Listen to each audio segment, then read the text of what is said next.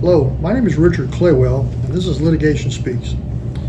Preparing a number of presentations for you, the gist of these is to show attorneys what they should be looking for when they read a business valuation or a lost profits economic damage report and see various exhibits in there. So what I want to talk about today is how a report was manipulated by the plaintiff. I was working for the defense, but yet the chart is somewhat truthful. So the expert was willing to testify about the data, and everything he said was 100% factual, but the chart has been manipulated.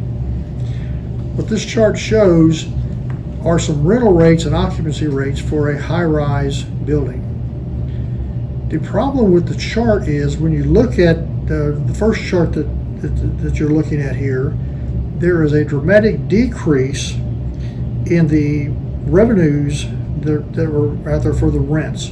So when you look at this in the report, and if it goes to a trial, the jury is going to see that the revenues are on a dramatic decline. Now, is this factual? Yes, it is factual, and that's what the plaintiff testified to.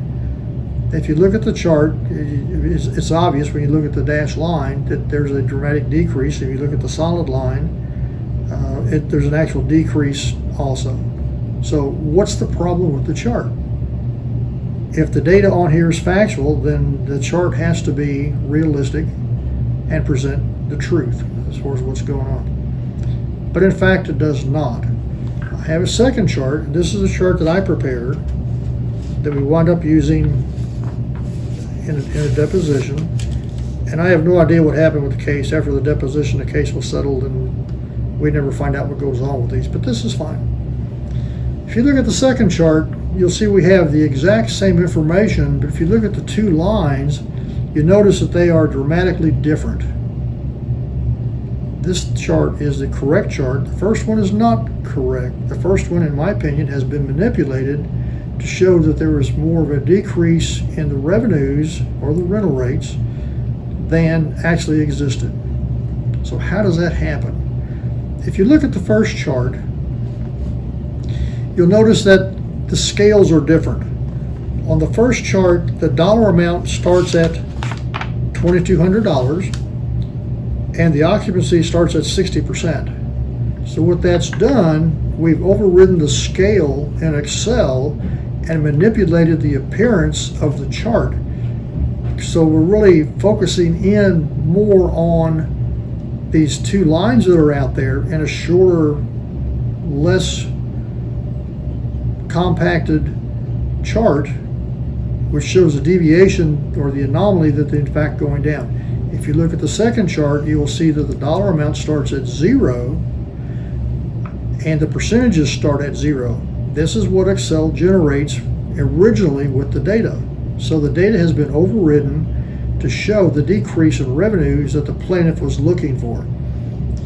When I was looking at this, I actually had a book here in the office, and there was an article or a chapter by some PhD communications director I think at Berkeley University, and he talked specifically about this, and he was talking about how this should not be done this way, that it does manipulate the charts. What happens is, and I'm an older guy, and I was around when the PCs first came out. When the PCs first came out, they talked about the scaling of these charts and how if you don't scale, if they're not scaled properly, then you're going to get a skewed answer. And that's what's happened here.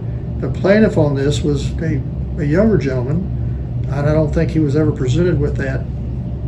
But this is how you can manipulate the chart. So when you look at a chart in a report, take a look at the left scale and look at the right scale, and do they start at 0?